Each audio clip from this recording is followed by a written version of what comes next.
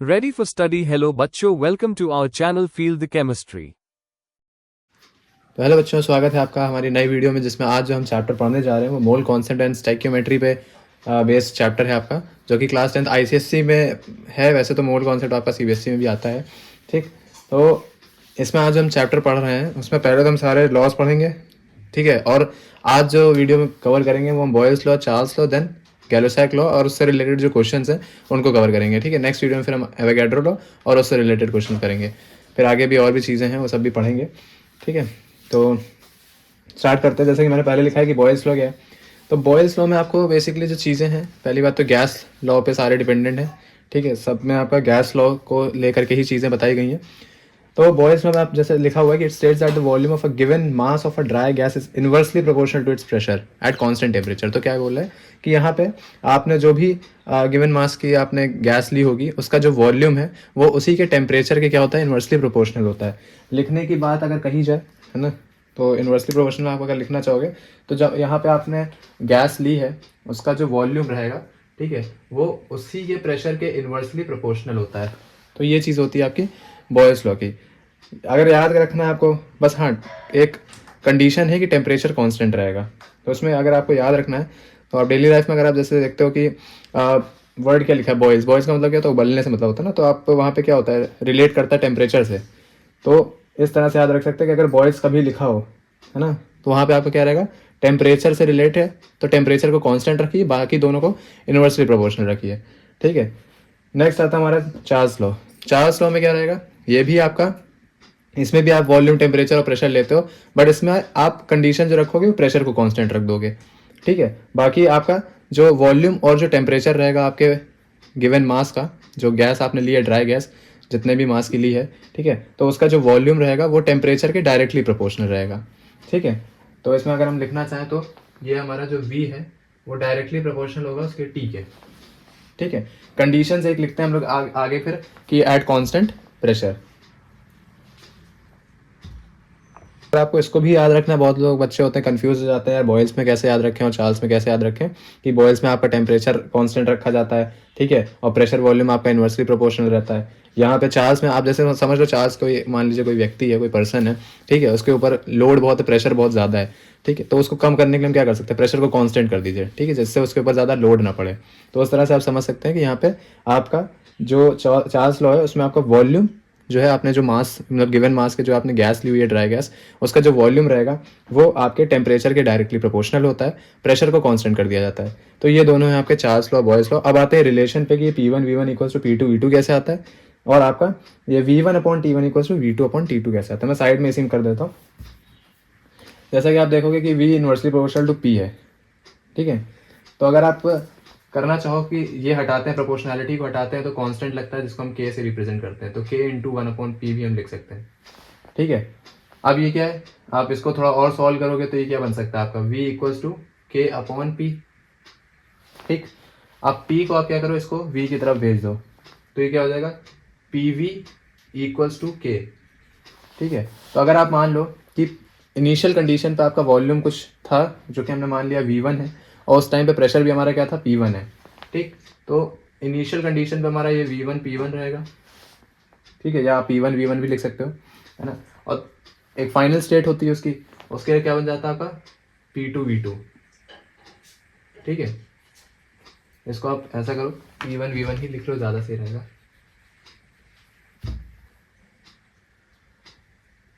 ठीक है। तो इस तरह से आपका बनता है। पहले क्या, इनवर्सली प्रोपोर्शनल है, हमने प्रोपोर्शनैलिटी हटाई, कांस्टेंट K लगा, ये मल्टीप्लाई हुआ, K/P बना, P को हमने उधर भेज दिया V की तरफ, तो ये क्या बन गया, PV बन गया। एक तरह से इसको भी थोड़ा सा अच्छा से लिख देते हैं जिससे आपको दिमाग में रहे, ये आपका PV बन जाएगा, ठीक है। अब फिर उसके बाद है कि हम कंडीशंस लेते हैं इनिशियल और फाइनल की, तो उसके लिए हम P1 V1 equals to P2 V2 करके यहाँ पे हम निकालते हैं। तो ये चीज़ तो समझ में आ गई। अब आते हैं प्रोपोर्शनैलिटी, आपका जो हमने चार्ल्स लॉ में पढ़ा कि टेम्परेचर के डायरेक्टली प्रोपोर्शनल है, तब क्या चीज़ होगी, तब आपका क्या होगा, इसमें भी आप करोगे तो प्रोपोर्शनैलिटी घटाओगे तो K लाओगे, ठीक है। K यहाँ पे T के साथ मल्टीप्लाई में है, तो T बार जब उधर भेजोगे तो ये क्या बन जाएगा, डिवाइड में चला जाएगा, तो V/T आएगा। तो उससे ये चीज़ आपकी बनी कि अगर हम इनिशियल कंडीशन ले रहे हैं तो ये V1/T1 हो जाएगा, ठीक है, और फाइनल ले रहे हैं तो आपका V2/T2 हो जाएगा। और ये सब किसके बराबर हो जाएंगे, आपके के कांस्टेंट के। कंडीशन क्या रहेगी, प्रेशर कांस्टेंट रहेगा। ठीक है, तो इसको नोट कर लीजिए आप। उसके बाद फिर हम आगे गैरोसाइड लॉ पे आते हैं। एक और चीज़ बताएंगे अभी, जो गैस इक्वेशन बनती है आपकी, उसका भी इन्हीं दोनों को लेकर के, दोनों को आप दोनों गैस इक्वेशंस को जब कंबाइन करते हो, ठीक है, तब आपका गैस इक्वेशन बनती है। मतलब जब बॉयल्स लॉ और चार्ल्स लॉ की जो आपने इक्वेशन बनाई है, दोनों को कंबाइन करोगे, दोनों के रिलेशन को, तब आपकी गैस इक्वेशन बनती है। इतना नोट करिए, फिर उसके आगे बताते हैं। तो नेक्स्ट आता है, हमने जैसे कि बोला गैस इक्वेशन पे। गैस इक्वेशन में मैंने अभी जैसे कि बताया आपको कि दोनों लॉज को आप क्या करो, कंबाइन कर दो। ठीक है, जो आपने बॉयल्स लॉ पढ़ा और जो आपने चार्ल्स लॉ पढ़ा, दोनों को कंबाइन करोगे तो उनकी जो रिलेशंस हैं वो भी आपस में कंबाइन होंगे, तब जा करके हमें क्या मिलती है, गैस इक्वेशन मिलती है। तो जैसे कि यहाँ पे वही चीज़ लिखी हुई है, बाकी मैं आपको करके बताता हूँ कि क्या बनती है। जैसे कि हमने पहला पढ़ा था बॉयल्स लॉ, जिसमें मैंने क्या बताया कि आपका बॉयल हो रही चीज़ यानी टेम्परेचर से रिलेटेड, वहाँ पे टेम्परेचर आपका कांस्टेंट रहेगा। तो जो रिलेशन हमने पढ़ा था, यानी हमने पढ़ा कि जो हमारा V है वो इन्वर्सली प्रोपोर्शनल है हमारे P के, प्रेशर के। चार्ल्स लॉ में हमने पढ़ा कि हमारा टेम्परेचर जो रहता है वो डायरेक्टली प्रोपोर्शनल रहता है ना। तो उसके लिए हम क्या करेंगे, डायरेक्टली प्रोपोर्शनल टू T दिखा देंगे। V is directly proportional to T, inversely proportional to P। ठीक, इसको अब यहाँ पे हम क्या करते हैं, अगर इसके लिए हमें प्रोपोर्शनलिटी कांस्टेंट हटाना है, तो इसका मतलब क्या हो जाएगा कि ये दोनों आपस में एक तरह से मल्टीप्लाई हम कर सकते हैं। तो V इक्वल्स टू आप क्या लिख सकते हो, 1/P into T into constant, ऐसा आप लिख सकते हो। ठीक है, ये आपका रिलेशन कुछ बन जाएगा, V equals to T/P sorry into constant. Constant को मैं यहाँ पे K से दिखा दे रहा हूँ। ठीक है, अब क्या है, इसको इधर भेज दीजिए V की तरफ, तो ये क्या हो जाएगा कि V आप ले सकते हो PV ले लो ऐसे, P इंटू V और अपॉन में T बराबर K कांस्टेंट। ठीक है, तो ये आता है आपका रिलेशन गैस इक्वेशन का। अब अगर मान लीजिए अगर हम क्या कर रहे हैं, कुछ चेंजेस ला रहे हैं, चेंजेस का मतलब है कि अगर हम प्रेशर में इंक्रीमेंट करते हैं और फिर वॉल्यूम में इंक्रीमेंट करते हैं, ठीक है, तो इसका क्या बनेगा आपका, हाँ हमने बोला कि अब हम क्या कर रहे हैं, P1 से मान लीजिए P2 जा रहे हैं, तो V1 से V2 जा रहे होंगे और वहाँ पे हमारा T1 से T2 जा रहा होगा। देन हमारी जो इक्वेशन बनेगी, ये वाली जो हमारी इक्वेशन 1 बनी थी, मान लीजिए अगर ये इक्वेशन 1 है, देन क्या हो जाएगी, ये चेंज होकर के, ठीक है, आपकी क्या बनाएगी, P1 V1 अपॉन T1। ठीक है, और क्या होगा आपका, इक्वल्स टू में जाएगा। ठीक है, क्योंकि आप लिखते हो ना P1 V1 equals to P2 V2, अगर आप V और T के लिए लिख रहे थे तो V1 upon T1 equals to V2 upon T2 लिख रहे थे, उसी तरह से ये भी आपका क्या जाएगा, P1 V1 upon T1 equals to P2 V2 upon T2, और ये सब किसके बराबर होगा, कांस्टेंट K के। ठीक है,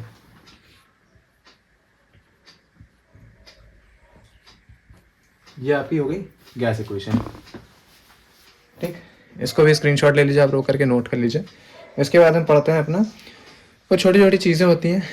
एक होता है STP, है ना। STP का मतलब क्या रहता है, आप जब टेम्परेचर और प्रेशर को स्टैंडर्ड उनकी वैल्यूज़ में लेते हैं।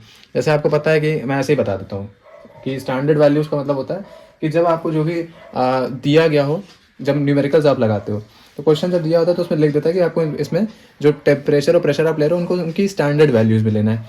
स्टैंडर्ड वैल्यूज़ मतलब कि आपको पता है टेम्परेचर के लिए स्टैंडर्ड वैल्यू जो हम लिखते हैं वो 0 डिग्री सेल्सियस या क्या लिखते हैं 273 केल्विन, ये लिखते हैं। प्रेशर के लिए अगर हम लिखें, प्रेशर में क्या होता है, देखिए प्रेशर में आपकी 3 चीज़ें होती हैं, है ना। प्रेशर में 3 चीज़ें आपकी क्या क्या रहती हैं, एक तो आपका रहता है कि 760 आप mm लिख लो। ठीक है, ये आप 760 mm लिख लो। फिर 76 सेंटीमीटर में होता है, क्योंकि अगर मिलीमीटर में तो यहाँ पे आपका 76 सेंटीमीटर हो जाएगा, ये हो गया। या कहीं कहीं होता है 1 बार एटमॉस्फेरिक प्रेशर भी लिखा जाता है। ठीक है, 1 बार या फिर आपका 1 एटमॉस्फेरिक प्रेशर यानी 1 ATM प्रेशर, ये होती है आपकी STP वैल्यूज, मतलब आपकी स्टैंडर्ड टेम्परेचर प्रेशर, ठीक है। उसके बाद एक टर्म और आता है जो कि आपका कहा जाता है टेम्परेचर स्केल। टेम्परेचर स्केल मतलब होता है कि आप एक तरह से क्या बोल रहे हो, एक स्केल होगी जिसमें आपका टेम्परेचर का मेजरमेंट होगा, बट उसकी जो स्टार्टिंग होनी चाहिए वो किससे होनी चाहिए, 0 से होनी चाहिए। तभी तो यहाँ पे 0 डिग्री सेल्सियस क्यों लिख रहे हैं हम लोग स्टैंडर्ड टेम्परेचर वैल्यूज़ में, ये 0 डिग्री इसीलिए ले रहे हैं। तो उसकी जो स्केल भी होगी, उसकी जो इनिशियल पोजीशन मतलब एक तरह से पहला पॉइंट जो होगा, स्टार्टिंग पॉइंट, वो 0 होना चाहिए, 0 से वो स्टार्ट होना चाहिए, तब वो क्या कहलाता है आपका टेम्परेचर स्केल। एक चीज़ और यहाँ पे लिख लीजिएगा, ये 76 सेंटीमीटर जब लिखा जाता है तो अब HG में प्रेशर लिखा जाता है, ठीक है। तो ये चीज़ मेंशन कर लीजिएगा। इतना स्क्रीनशॉट ले लीजिए, उसके बाद फिर हम आगे देखते हैं। तो देखिए यहाँ पे मैंने इसके लिए डेफिनेशन भी लिख दी है। टेम्परेचर स्केल क्या होता है, एब्सोल्यूट 0 के साथ होता है, या फिर आप एब्सोल्यूट 0 के बगल में आप केल्विन भी लिख सकते हैं, ठीक है। तो temperature scale with absolute 0 as the starting point, मतलब स्टार्टिंग पॉइंट जो होना चाहिए वो एब्सोल्यूट 0 के साथ होना चाहिए। तो वो जो टेम्परेचर स्केल होती है वो आपकी एब्सोल्यूट स्केल या केल्विन स्केल कहलाती है, जिसकी वैल्यू जो है आपकी 0 केल्विन होती है। अगर आप एब्सोल्यूट 0 को केल्विन्स के टर्म्स में लिख रहे हो तो 0 केल्विन, और अगर आप डिग्री सेल्सियस में लिख रहे हो तो -273 डिग्री सेल्सियस। इसकी वैल्यू देखिए मैंने यहाँ पे नीचे फोटो भी लगा दी है, आप देख भी सकते हो, ठीक है। नेक्स्ट इसके बाद हम कवर करते हैं गैलो-सैक लॉ को, फिर उसके बाद उसके क्वेश्चंस को। तो देखिए बच्चों, आप आगे की बात हम करते हैं, क्या है आपका गैलो-सैक लॉ है कंबाइनिंग वॉल्यूम्स के लिए, ठीक है। तो इसमें देखिए जो डेफिनेशन लिखी है वो अगर आप पढ़ोगे तो थोड़ा बहुत आपको समझ में नहीं आएगा कि यार कहना क्या चाह रहा है, लेकिन सही से समझेंगे तो बिल्कुल ये कॉन्सेप्ट आपका जो यहाँ डेफिनेशन लिखी है वो भी समझ में आ जाएगी। पहले मैं समझा देता हूँ होता क्या है। तो गैलो-सैक लॉ में ये चीज़ हुई थी कि उन्होंने क्या किया था, आपके दो डिफरेंट आप कह सकते हो गैसेस ली, ठीक है, और उनको क्या किया, कंबाइनिंग वॉल्यूम है, यानी आपने जो दो डिफरेंट गैसेस ली हैं उनके वॉल्यूम्स को आपने कंबाइन किया, या आप कह सकते हो उनको आपने मिक्स कर दिया, ठीक है। और जो प्रोडक्ट हमें मिला, तो वो जो प्रोडक्ट हमें मिल रहा है वो एक सिंपल रेशियो में मिल रहा है। क्या बोला मैंने कि दो डिफरेंट गैसेस लिए आपने, ठीक है, उनके वॉल्यूम्स को लिया और वॉल्यूम को क्या कर दिया आपने, मिक्स किया। मिक्स करने पे जो प्रोडक्ट हमें मिला वो एक सिंपल रेशियो में मिला, ठीक है। लेकिन वहाँ पे जो एक कंडीशन लगती है जिसमें आपका टेम्परेचर और जो प्रेशर रहेगा वो रिमेन कांस्टेंट रहेगा दोनों में, ठीक है। तो सिंपल रेशियो का मतलब क्या है, जैसे मैंने यहाँ पे एक एग्जांपल लिखा है कि ये आपने H2 लिया, एक ये गैस हो गई, मान लीजिए Cl2 एक गैस हो गई आपकी, ठीक है। जब आपने दोनों के गैसेस का जो वॉल्यूम है उनको मिक्स किया, कंबाइन किया, तो उन्होंने एक प्रोडक्ट दिया जो कि एक सिंपल रेशियो के साथ आ रहा है, मतलब उसने एक सिंपल रेशियो बियर कर लिया। अब वर्ड आता है सिंपल रेशियो का मतलब क्या होता है। जैसे अगर आपको मैं समझाऊं, एक एग्जांपल लेते हैं, थोड़ा सा मैथ का आप हाई स्कूल में पढ़ते हो, रेशियो प्रोपोर्शन पढ़ा भी होगा, है ना।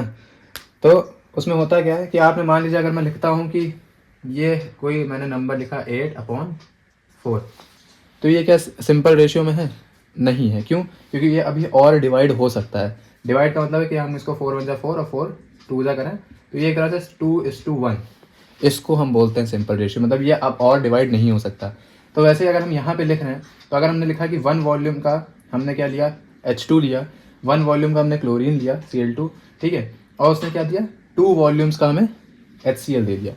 तो अगर आप देखोगे तो क्या 1:1:2 जो हम लिख रहे हैं ये और डिवाइड हो सकता है, नहीं हो सकता। तो इसी को बोलते हैं सिंपल, ठीक है। अब डेफिनेशन पे आते हैं कि क्या लिखी है हमने। कह रहा है व्हेन गैसेज रिएक्ट, वही चीज़ है कि जब दोनों गैसेज आपस में रिएक्ट कर रही है या कंबाइन हो रही है या मिक्स हो रही है, आप कुछ भी लिख सकते हो, वो इस तरह से हो रही है कि उनके जो वॉल्यूम्स हैं, ठीक है, वो मिक्स होने के बाद जो प्रोडक्ट दे रहे हैं वो एक सिंपल रेशियो में दे रहे हैं, ठीक है। अरे थोड़ा सा ऊपर हो गया, सिंपल रेशियो में दे रहे हैं, ठीक है। Volume of the gases product provide that, अब जो आपको मिल रहा है प्रोडक्ट उसमें कंडीशन लग रही है। कंडीशन क्या लग रही है कि जो भी आपने लिया, चाहे वो आपका रिएक्टेंट हो चाहे प्रोडक्ट हो, सभी के जो वॉल्यूम्स हैं उन पर क्या होना चाहिए, टेम्परेचर और प्रेशर की जो कंडीशन है वो सेम रहनी चाहिए, हम कह सकते हैं कांस्टेंट रहनी चाहिए। तो ये चीज़ होती है आपकी कंबाइनिंग वॉल्यूम्स का फंडा, ठीक है। ये आपका उसी तरह से अमोनिया का एग्जांपल मैंने लिया है कि 1 वॉल्यूम का आपने N2 ले लिया। अब यहाँ पे क्या हो रहा है, आपको पता है कि जब N2 को आप 3 मोल्स ऑफ हाइड्रोजन के साथ H2 के साथ आप करते हो, तब जाकर के आपका 2 मोल्स का आपको अमोनिया मिलता है। तो इसका अगर आप रेशियो देखो तो क्या है, यहाँ पे कोई नंबर नहीं है, यानी 1 मोल का लिया आपने तो ये हो गया, ठीक है। ये क्या है, आप यहाँ पे बैलेंस करोगे इक्वेशन को तो यहाँ पे 3 आएगा ही आएगा, क्योंकि आपको पता है कि ये 2 NH3 बनता है, यानी हाइड्रोजन के हमें 6 एटम्स चाहिए होता है। तो यहाँ पे उसके लिए हमने 3 से मल्टीप्लाई किया, तो यहाँ पे इसका रेशियो क्या बना 3, और प्रोडक्ट में हमें क्या मिला 2 मोल्स का मिला, तो 2 इसका हो जाता है। इस तरह से क्या होता है आपका, ये गैलो-सैक लॉ है आपके कंबाइनिंग वॉल्यूम्स का। थोड़ा सा अगर हम और चीज़ें बताना चाहें कि ऐसा क्यों हुआ है, कैसे हुआ, तो ज़्यादा इतना डीप में जाने की ज़रूरत नहीं है। मेनली आपकी ये सारी चीज़ें होती हैं, इनको आपको दिमाग में रखना होता है, ठीक है। और टेम्परेचर वॉल्यूम आपको पता है कि टेम्परेचर और प्रेशर जो आप लोगे, वॉल्यूम नहीं, टेम्परेचर और प्रेशर जो लोगे वो आपका सेम रहेगा, ठीक है। अब आते हैं इसके क्वेश्चंस पे कि इसका क्वेश्चंस करेंगे तो कैसे होगा, ठीक है। इसको आप नोट करिए, फिर हम क्वेश्चंस पे आते हैं। ये बच्चा पहला क्वेश्चन हम समझते हैं इस पे, ठीक है, जिसमें लिखा गया है कि what volume of oxygen would be required to burn completely 200 ml of acetylene and what would be the volume of the carbon dioxide form. मतलब कहने का क्या है कि हमें ऑक्सीजन का वॉल्यूम पता करना है कि कितना वॉल्यूम ऑक्सीजन हमें चाहिए होगा कि वो 200 ml ऑफ एसिटाइलिन को पूरी तरह से बर्न कर सके, और कितना हमें कार्बन डाइऑक्साइड, वो कितने वॉल्यूम का कार्बन डाइऑक्साइड हमें देगा, ठीक है। तो पहले तो आपको क्या लिखनी पड़ेगी, इसकी आपको बैलेंस केमिकल इक्वेशन लिखनी पड़ेगी। तो क्या बोल रहा है कि आपको कितना एसिटाइलिन चाहिए, तो मतलब सिंपल सा है, पहले तो आप एसिटाइलिन लिखोगे, ठीक है। उसको क्या कर रहे हैं, ऑक्सीजन के साथ रिएक्ट कर रहे हैं, यानी O2 के साथ कर रहे हैं।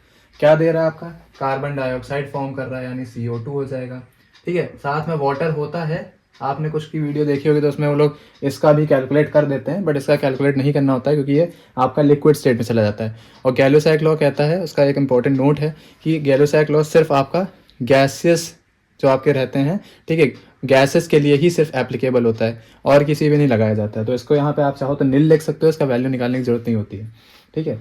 लिक्विड पे नहीं अप्लाई होता है, सिंपल सी बात। तो ये अभी आपने मतलब मैंने यहाँ पे अभी रिएक्शन लिखी है, अब इसको बैलेंस करना पड़ेगा। बैलेंस करने के लिए क्या है, आप देख रहे हो यहाँ पे कार्बन क्या है, सिर्फ एक है, और इधर कितने हैं, हमने C2H2 लिया है, ठीक है। तो हमें क्या करना पड़ेगा, इसको बैलेंस करने के लिए कह सकते हैं, हाँ, या 2 मोल्स ऑफ C2H2 लोगे, और इसके लिए हमें 5 मोल्स ऑफ ऑक्सीजन लेना पड़ेगा, तब वो क्या देगा, आपका कार्बन डाइऑक्साइड देगा। कितना देगा, यहाँ पे आपको लिखना पड़ेगा 4, क्योंकि 2 2 जा 4 हो गया है ना, तो ये आपका कार्बन बैलेंस हो गया, 4 कार्बन। हाइड्रोजन कितने हो रहे हैं, 4 ये भी हैं, ठीक है, तो इसमें भी हमें 2 करना पड़ता है, तो ये हो गया कार्बन बैलेंस। ऑक्सीजन कितने आ रहे हैं, 10 आ रहे हैं, तो 4 2 जा 8 और 2 ये 10 हो गई, बैलेंस हो गई। तो मतलब यहाँ पे क्या कह रहा है कि 2 वॉल्यूम्स का जो हमें कह सकते हैं C2H2 है, उसको 5 वॉल्यूम्स ऑफ ऑक्सीजन चाहिए, जिससे वो 4 volume of carbon dioxide produce करेगा, ठीक है। वो बाकी वाटर से हमें मतलब नहीं है, क्योंकि लिक्विड में, लिक्विड पे एप्लीकेबल नहीं है। अब इसको हम कहने का मतलब है कि अब हमें जो क्वेश्चन समझना है वो ये कह रहा है कि ऑक्सीजन का हमें वॉल्यूम निकालना है, कितना हमें, मतलब ऑक्सीजन का वॉल्यूम पता करना है 200 ml एसिटाइलिन के लिए। तो इसके लिए आप बेसिक फॉर्मूला लगा सकते हो, ठीक है, कि जो चीज़ आपको निकालनी है, पहले तो जो चीज़ गिवन है, गिवन क्या है, 2 वॉल्यूम के लिए, ठीक है, आपका कितना दिया उसने, 200 ml दिया एसिटाइलिन का। तो जो दिया है, जितने वॉल्यूम का दिया है, आप उसको क्या कर लो, ऊपर लिखो, ठीक है। किसके लिए दिया है, तो ये आपका 2 वॉल्यूम्स ऑफ C2H2 के लिए दिया है, तो यहाँ पे आप वो लिख लो। निकालना किसका है, ये जो 5 वॉल्यूम ऑफ ऑक्सीजन आपने लिखा है, इसके लिए निकालना है, इसको मल्टीप्लाई में कर दो। फिर से पहला स्टेप आपको क्या लिखना है, सिंपल केमिकल इक्वेशन लिखनी है, स्टेप 1।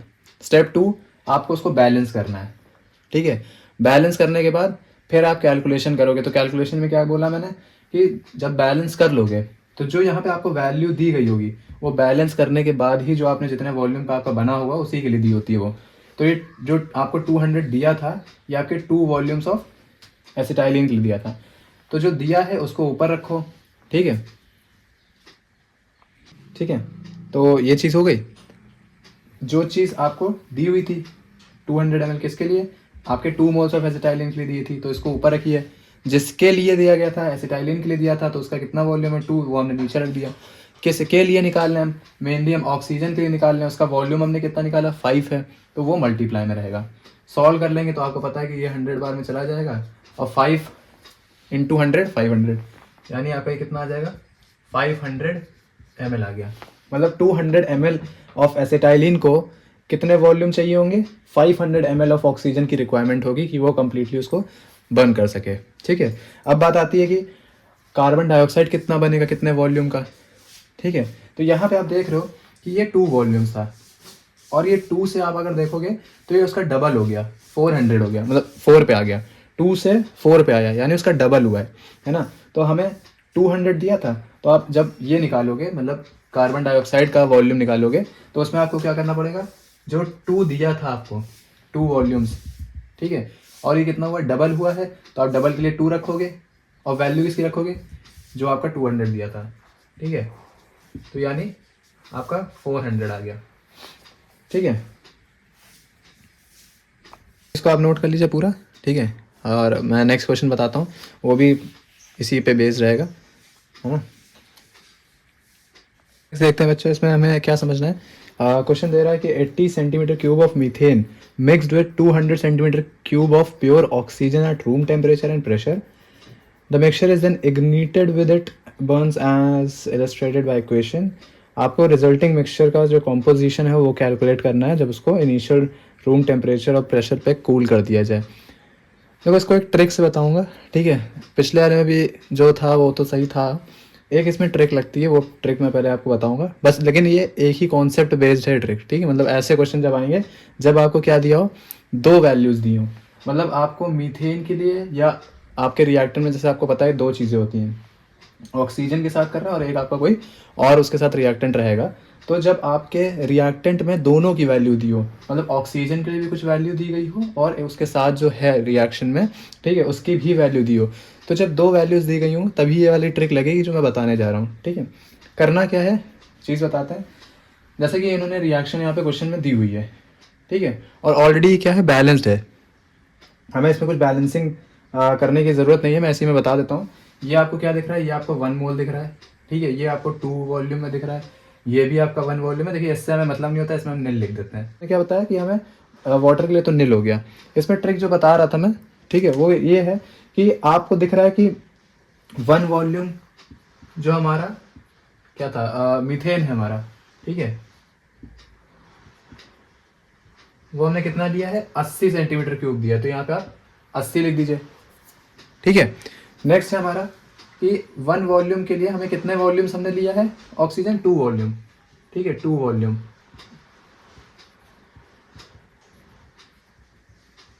हमें इसके लिए लेकिन चाहिए कितना, क्योंकि देखिए 200 तो ओवरऑल दिया था, बट हमें चाहिए कितना वो भी तो देखना, वॉल्यूम कितना चाहिए हमें।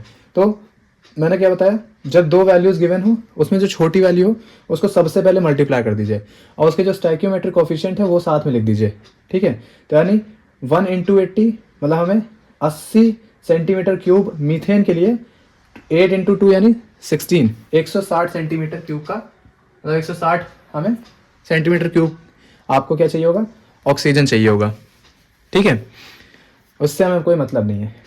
तो इसमें एक लाइन आप लिख सकते हो क्या कि 1 वॉल्यूम ऑफ मीथेन को आपको दिख रहा था 2 वॉल्यूम्स ऑफ ऑक्सीजन चाहिए था, बट हमें जो वैल्यूज के हिसाब से देखना है, तो यानी 80 सेंटीमीटर क्यूब का जो हमारा मीथेन है उसको 160 सेंटीमीटर क्यूब के ऑक्सीजन की रिक्वायरमेंट है। तो बचा कितना, 200 में आप 160 माइनस कर लोगे 40, यानी 40 जो है वो आपका बच गया, उसको रख दीजिए कोने में। ठीक, और अब उसके बाद क्या क्वेश्चन पूछ रहा था कि कार्बन डाइऑक्साइड कितना निकल रहा है, भाई साफ साफ दिख रहा है कि 1 हमने लिया था, ठीक है, तो हमें 1 वॉल्यूम का ही तो मिल रहा है, तो यानी जो इसकी वैल्यू आई होगी वही उसकी आएगी। कब होगा, जब दोनों में सेम रहेगा। बाय चांस मान लीजिए अगर ये 1 था ये 2 हो गया, तो उसमें भी आपको फिर क्या करना पड़ेगा, 80 को 2 से मल्टीप्लाई करके निकालना पड़ेगा, अगर ये 2 वॉल्यूम में आता है, नहीं है तो 1 ही रहेगा। ठीक है, तो मतलब कि 80 सेंटीमीटर क्यूब जो मीथेन है वो 80 सेंटीमीटर क्यूब का ही आपको क्या कर रहा होगा, कार्बन डाइऑक्साइड फॉर्म कर रहा होगा। ठीक है, तो इसमें एक लाइन लिख सकते हैं आप कि therefore 80 centimetre cube of methane produces 80 centimetre cube of carbon dioxide of CO2। ठीक है, ये चीज हो गई। अच्छा, ये तो अभी हमने निकाला है कि हमें कितने कितने सेंटीमीटर क्यूब की चीज़ें चाहिए थी। अब इनका हमें ओवरऑल कंपोजिशन निकालना है पूरा, ठीक है, कि कैलकुलेट करना है पूरा। तो अब इसमें पहले आप इसका स्क्रीनशॉट ले लीजिए, फिर उसके बाद हम आगे लिखते हैं। मैं बता देता हूँ। अब देखिए, जो हमें दिया गया था मीथेन का 80 दिया गया था, तो 80 से 80 का बन गया, ठीक है। मतलब 80 जो मीथेन हमने लिया था, 80 सेंटीमीटर क्यूब का मीथेन, उसने 80 सेंटीमीटर का कार्बन डाइऑक्साइड दिया, यानी वो मीथेन तो पूरा यूज़ हो गया। बट हमें ऑक्सीजन कितना दिया गया था, 200 दिया गया था, ठीक है। और 200 में से यूज़ कितना हुआ हमारा, 160 हुआ, ठीक है। तो इसके लिए हमें क्या लिखना पड़ेगा, ऑक्सीजन कितना यूज़ हुआ हमारा, ठीक है। तो उसके लिए ऑक्सीजन यूज्ड, ठीक है। तो उसके लिए आप क्या कर सकते हो, 200 में 160 को माइनस करो, बचा कितना, 40। 40 हमारा सेंटीमीटर क्यूब जो है ये हमारा बच गया। क्या कह सकते हैं, रिमेनिंग कह सकते हैं, है ना। ये रुपये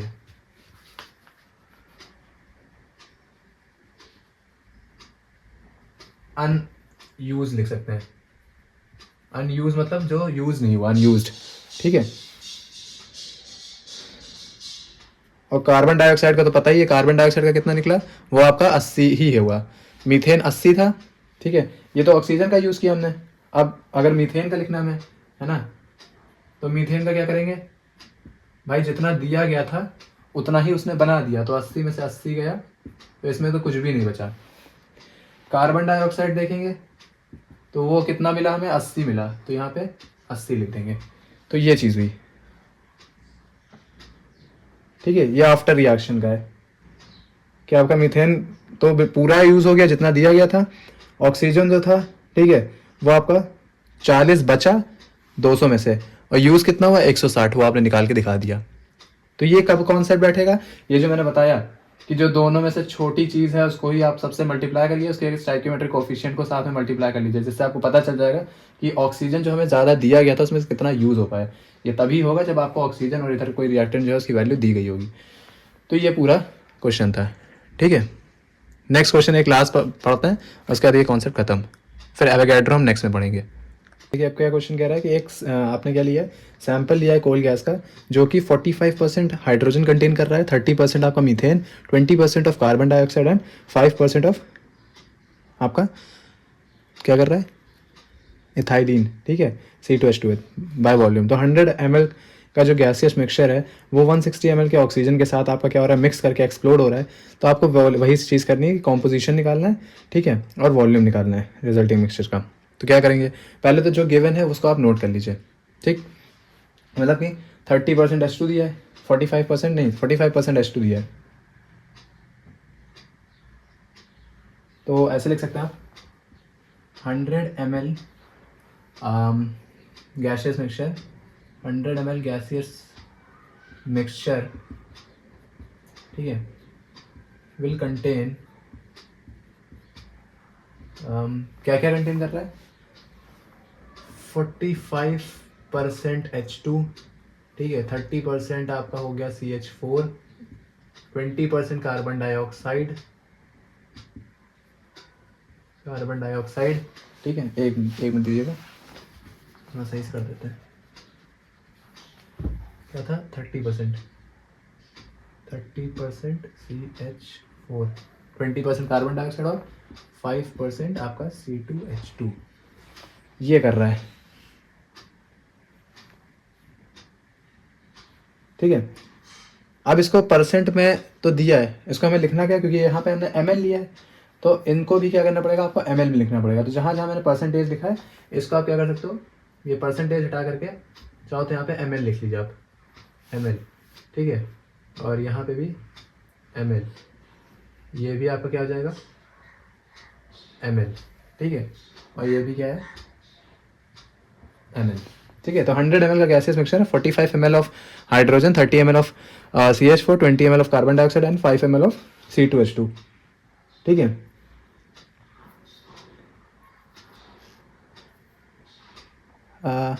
एक मिनट, एक एरर है, ये कार्बन डाइऑक्साइड नहीं, यहाँ पे कार्बन मोनोऑक्साइड है, ठीक है, यहाँ पे एरर है, थोड़ा सा रुकिए, ये कार्बन मोनोऑक्साइड होगा, ठीक है, थोड़ा सा करेक्ट कर लीजिएगा, ये कार्बन मोनोऑक्साइड होगा, ठीक है, अब सही है। तो अब इसे हमें क्या करना है, कंबशन में इन्वॉल्व कराना है, पूरी जो भी हमें क्वेश्चन दिए इसको, इसका कंबशन कराना पड़ेगा। कंबशन का मतलब क्या है, हम ऑक्सीजन से रिएक्शन कराएंगे, ऑक्सीजन से रिएक्शन कराएंगे तो क्या बनेगा, पहला हमारा है कि H2 है, ठीक है। तो H2 को O2 से कराते हैं तो आपको पता है क्या बनता है, वाटर बनता है, ठीक है। लेकिन बैलेंस करनी पड़ेगी तो twice of H2 gives twice of H2O, ये हुआ। अगर आप देखोगे तो यहाँ पे क्या हुआ, ये 2 वॉल्यूम्स था, ठीक है, ये 1 वॉल्यूम में है, और ये किस में आ गया आपका 2 वॉल्यूम्स, ठीक है। तो हमें ऑक्सीजन का वॉल्यूम निकालना था। हमें दिया कितना गया था, हमें दिया गया हाइड्रोजन का दिया गया 45, ठीक है। तो अगर आप ध्यान दोगे कि यहाँ पे ये जो दिया है 45 आपको हाइड्रोजन का, ये इसी के लिए तो दिया गया है, ठीक है। यानी 2 वॉल्यूम्स के जो हाइड्रोजन है, ठीक है, उसकी वैल्यू हमें दी गई है 45, और हमें ऑक्सीजन का निकालना है। आप देख रहे हो कि ये जब 2 वॉल्यूम ले रहे हैं तो ऑक्सीजन कितना ले रहे हैं हम, 1 वॉल्यूम का, और हमें क्वेश्चन में कहा भी गया कि वॉल्यूम निकालना है आपको, ठीक है। तो इसका आधा हो जाएगा ये, तो ये अगर 45 दिया है तो आप 45 को 2 से डिवाइड करो, मतलब क्योंकि ये 2 था, 2 से 1 पे आया, मतलब 2 का आधा 1 होता है ना, तो उसी तरह से आपका 45 का आधा करोगे तो ये आएगा 22.5। तो ये आ गया आपका किसके लिए, इस वाटर के लिए। अभी आपको नेक्स्ट किसका करना है, नेक्स्ट आपका दिया हुआ है मीथेन, है ना। तो मीथेन के लिए आप लिखोगे तो क्या लिखोगे, CH4 प्लस O2, ठीक है। तो ये क्या देता है आपका, यहाँ पे बैलेंस करोगे तो ट्वाइस का O2 करके ये आपका क्या देता था, कार्बन डाइऑक्साइड एंड वाटर, ठीक है। आपको पता है कि हमें वाटर से मतलब नहीं है, ये नील होता है, लिक्विड के लिए नहीं लगाया जाता है हमारा गैल्वोसाइक्लो। यहाँ पे देखो कि ये 1 मोल था, मतलब 1 वॉल्यूम, ये 2 वॉल्यूम हुआ, ठीक है, और ये भी 1 वॉल्यूम है। और 1 वॉल्यूम ऑफ मीथेन के लिए हमें क्या दिया गया वैल्यू, 30 ml। तो देखिए ये 1 से ये 2 हुआ है, डबल हुआ है, तो यानी जो इसकी वैल्यू दी गई होगी मीथेन की उसका डबल करना पड़ेगा। मतलब 1 वॉल्यूम ऑफ जो मीथेन है उसकी वैल्यू दी गई थी 30, तो यहाँ पे हमें 30 का डबल करना पड़ेगा, यानी 60 ml, ठीक है। तो यानी इसके लिए हमारा ऑक्सीजन का वॉल्यूम कितना निकला, मीथेन के केस में 60 ml निकला। कैसे निकला, क्योंकि ये 1 था, है ना। तो जो वैल्यूज ये दी गई होती हैं ये आफ्टर जब आप बैलेंसिंग कर लेते हो उनके लिए दी गई होती है, ठीक है, वो आपको दिमाग में रखना है। तो यहाँ पे आपका क्या है, 1 वॉल्यूम आपका 2 वॉल्यूम ऑफ ऑक्सीजन के साथ होता है, तो जब 1 वॉल्यूम की वैल्यू दी गई थी आपकी 30, तो उसका डबल हुआ है तो उधर भी आपको डबल करना पड़ेगा। इस तरह से क्या होगा आपका मीथेन का आ गया। इतना नोट कर लीजिए, उसके बाद फिर मैं थोड़ा इरेज करके आगे बताता हूँ, इतने में आ नहीं पाएगा, ठीक है। अब आगे समझते हैं क्या है। ये आपका थर्ड सी पार्ट था जो कि आपका कार्बन मोनोऑक्साइड का था। आपको पता है कि जब कार्बन मोनोऑक्साइड के लिए आपकी जो वैल्यू दी गई है वो 20 दी गई है, 20 ml, ठीक है। तो यानी 2 वॉल्यूम्स ऑफ जो आपका कार्बन मोनोऑक्साइड है उसकी वैल्यू दी है कितनी, 20 ml। और ये देखिए 2 से क्या हो गया, 1 पे आ गया है। इसका वॉल्यूम लिख लेते हैं, 2 वॉल्यूम, ये 1 वॉल्यूम, और ये भी क्या हो गया आपका 2 वॉल्यूम, है ना। तो ये 2 से 1 हुआ है, यानी आधा हुआ है ना। तो इसका भी आप क्या करोगे, आधा निकालोगे, यानी 20 को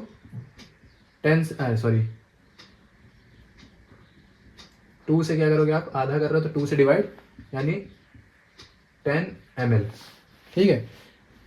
तो इनके नीचे वैल्यूज भी पुट कर सकते हैं कि इसकी वैल्यू दी गई थी 20 ml, या पीछे वाले में भी कर लीजिएगा, मैंने नोट नहीं करी। यहाँ पे आ गया आपका 10 ml आया निकालने के बाद, और ये भी क्या है 20 ml में ही रहेगा, क्योंकि जितना था 2 से ये भी 2 में ही रहा, तो 2 की वैल्यू अगर 20 थी तो इसकी भी 20 ही रहेगी। अब इस केस में देख लेते हैं, ये आपका 2 वॉल्यूम्स है, ठीक है, ये 5 वॉल्यूम हो गया, और ये 4 वॉल्यूम हो गया। ये निल रहेगा क्योंकि इससे हमें मतलब नहीं है, वाटर है, लिक्विड है। 2 वॉल्यूम की वैल्यू कितनी दी गई थी, 2 वॉल्यूम की लिक्विड इसकी एसिटाइलिन के लिए C2H2 की दी गई थी 5 ml, ठीक है, ये दी गई थी 5 ml, और ये कितने पे पहुंच गया, ऑक्सीजन का कितना हुआ, 5 पे पहुंच गया। मतलब कि अगर 2 की वैल्यू 5 थी तो आपको क्या करना पड़ेगा, इसके कैलकुलेशन में थोड़ा सा चेंज आएगा, जो हमने फर्स्ट क्वेश्चन में जैसे अप्लाई किया था कि फर्स्ट क्वेश्चन में जैसे हमने क्या किया था कि जिसका दिया है उसको ऊपर रखो, जिस चीज़ मतलब एक तो कहने का मतलब ये है जिसकी वैल्यू दी गई है, मतलब इसकी वैल्यू दी गई है एसिटाइलिन की, कितनी दी गई है 5, तो उसको ऊपर रखो, ठीक है। और ये जिसकी दी गई होती है, देखिए एक होता है जिसके लिए दी गई है, जिसकी दी गई है और जिसके लिए निकालनी है, 3 वर्ड हैं, इसको थोड़ा सा ध्यान से सुनिएगा। तो जिसकी दी गई है, ठीक है, तो उसको ऊपर रखो। एसिटाइलिन की दी गई थी 5, जिसकी दी गई है, ठीक है, कितनी दी गई है 2 वॉल्यूम्स के लिए दी गई है ना, 2 वॉल्यूम्स के लिए दी गई है, उसको नीचे रखिए। किसकी निकालनी है हमें, वॉल्यूम किसका निकालना है, ऑक्सीजन का निकालना है, तो उसको इधर मल्टीप्लाई में रखिए, ठीक है।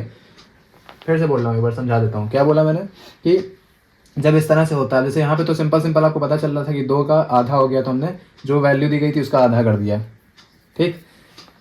अब इन केसेस में क्या होता है, जब थोड़ा सा अनइवन नंबर हो आपके, मतलब ये 2 है ये 5 है, डबल होता है तो आप इजीली निकालो, जैसे ये 2 था 2 का डबल हो गया, तो मतलब अगर इसकी 5 दी गई है हम 5 का डबल कर देंगे, मतलब डबल मतलब 5 × 2 कर देंगे, ठीक है। तो ये आपका क्या हो जाएगा 10 आ जाएगा, इसका वॉल्यूम तो आपको पता चल जाएगा। बट ये 2 से 5 पहुँचा, इसका कैसे सॉल्व करेंगे, यहाँ थोड़ा मैथ लगती है ना। तो क्या करना है इसमें, जिसकी दी गई है वैल्यू, मतलब एसिटाइलिन की दी गई थी 5, इसको ऊपर रख लीजिए। कितने वॉल्यूम्स के लिए दी गई थी, 2 वॉल्यूम्स के लिए दी गई थी, उसको नीचे रख लीजिए। और हमें निकालना किसका है, इस रेशियो से हमें निकालना किसका है, ऑक्सीजन के लिए निकालना है। ऑक्सीजन का वॉल्यूम कितना है 5 है, उसको मल्टीप्लाई में उधर रख दीजिए। तो 5 × 5 होता है 25, और इसको 2 से डिवाइड करोगे तो ये हो जाएगा 12.5। तो मतलब क्या हुआ, ये आपका कितना था, ये आपका है 5 है ना, तो इसका 5 ml, इसका 12.5 ml, और इसका कितना हो गया 10 ml, ठीक है। तो ये आपके वैल्यूज़ आ गए, इसका स्क्रीनशॉट लीजिए। फिर अभी ख़त्म नहीं हुआ है, अब इसका क्योंकि हमें क्या निकालना है, रिजल्टिंग मिक्सचर, मतलब जितने हमने निकाले इन सबका जोड़ करना है, ठीक है। स्क्रीनशॉट ले लीजिए इसका, फिर आगे बताएं। तो अब हमें क्या निकालना है, टोटल वॉल्यूम कितना यूज़ हुआ, आपको दिया कितना गया था, अगर आप ध्यान दोगे 160 ml दिया गया था। 160 में से कितना ml हमारा ऑक्सीजन यूज़ हो पाया, पहली वाली आप देखोगे, पहली वाली जो थी किसके लिए थी, हमारी हाइड्रोजन के लिए। वहाँ जो ऑक्सीजन के वॉल्यूम का जो वैल्यू निकाली थी उन्होंने 22.5 निकाली थी, ठीक है। 22.5 ml सिर्फ आपका 160 में से सिर्फ इतना ml हाइड्रोजन के लिए यूज़ हुआ। फिर हाइड्रोजन के बाद आपका किसका था, मीथेन का, मीथेन के लिए 60 ml यूज़ हुआ, ठीक। उसके बाद आपका था कार्बन मोनोऑक्साइड के लिए, उसमें 10 ml यूज़ हुआ।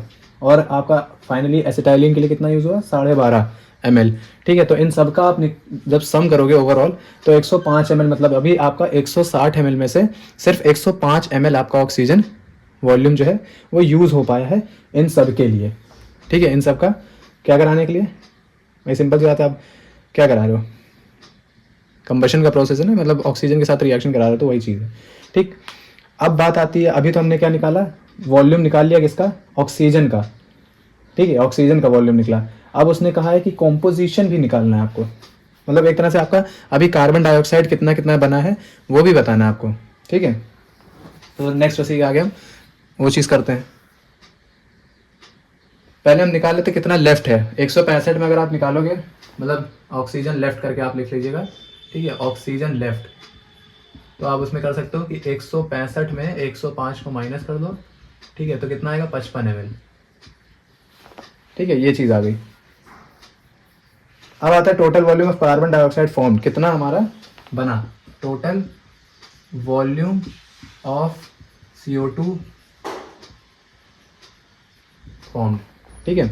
अब इस पे देखें तो पहले वाले में हमारा जो बना था वो 30 बना था, क्योंकि सेम अमाउंट का था ना, तो आपका ये बना था 30। सेकेंड आपका उसमें क्योंकि इसमें आपका सिर्फ हाँ ठीक है 1 2 3 4 चीज़ें ना, तो ठीक है 30 20 और 10। आपको इधर 4 थे, इधर 3 क्यों है, क्योंकि भाई इसमें तो बना ही नहीं था ना, इसमें बना, इसमें बना और इसमें बना कार्बन डाइऑक्साइड, तो उन्हीं तीनों के हमने लिख लिए 30 20 50 10 60, ठीक है, यानी 60 ml की कार्बन डाइऑक्साइड बनी। तो अब अगर आप निकालोगे टोटल वॉल्यूम ऑफ गैसेस कितनी बची, ठीक है, क्योंकि हाँ 100 ml का था ना और उधर 160 था, तो टोटल मिक्सचर में कितने अभी ml की गैसेस आपकी बची हैं वो बताना, वॉल्यूम कितना गैसेस का लेफ्ट है। तो जो आपका आया क्या 105 और ये 60, नहीं, बचा वाला निकालना ना, लेफ्ट वाला। तो लेफ्ट आपका ये था ना 55, है ना, और जो बना आपका 60, तो इन दोनों को आप जोड़ोगे, 55 और 60 को, ठीक है, क्योंकि इसमें आपको जो बताना है वो क्या बताना है, total volume of gases left. तो एक तो ये आपका लेफ्ट हुआ, बाकी ये, ठीक है। तो इसमें आप लिख लेना total volume of gases left. तो उसमें आप क्या करोगे, 55 को 60 से जोड़ दो, कितना होगा, 6 5 11, 115 ml, ठीक है। तो ये हो गया आपका किसका, टोटल वॉल्यूम ऑफ गैसेस जो लेफ्ट हैं, ठीक है। यानी 55 ml रेसिडुअल ऑक्सीजन और 60 ml ऑफ कार्बन डाइऑक्साइड जो है ये आपके सब बचे हुए हैं, ठीक है। मतलब जो आपने टोटल लिया था 160 का, उसमें से इतना बच गया ऐसा टोटल वॉल्यूम गैसेस का, ठीक है। आई होप ये चीज़ समझ में आ गई होगी। और यहाँ पे आपका क्वेश्चन ख़त्म, ठीक है। अगर कॉन्सेप्ट क्लियर हो गया हो, वैसे आई थिंक आपको समझ में आ गया होगा, ठीक है। आया हो तो चैनल को सब्सक्राइब करिए, दोस्तों को शेयर करिए, क्योंकि बोर्ड्स के एग्ज़ाम आ रहे हैं, है ना, वहाँ पे क्वेश्चंस पूछे भी जाते हैं। अपने दोस्तों को भी शेयर करिए, ठीक है, जिससे उनको भी चीज़ें समझ में आए, क्योंकि बोर्ड्स में क्वेश्चन पूछा गया हुआ है, इसीलिए मैंने ये चीज़ बताया, थोड़ा सा लेंदी था, बट ऐसे ही क्वेश्चन आते भी हैं, ठीक है। तो प्रैक्टिस करिए जितनी ज़्यादा हो सके। बाकी मिलते हैं नेक्स्ट वीडियो में, जिसमें हम पढ़ाएंगे एवोगैड्रो लॉ और उससे रिलेटेड जो क्वेश्चन पूछे जाते हैं वो, ठीक है। Thank you.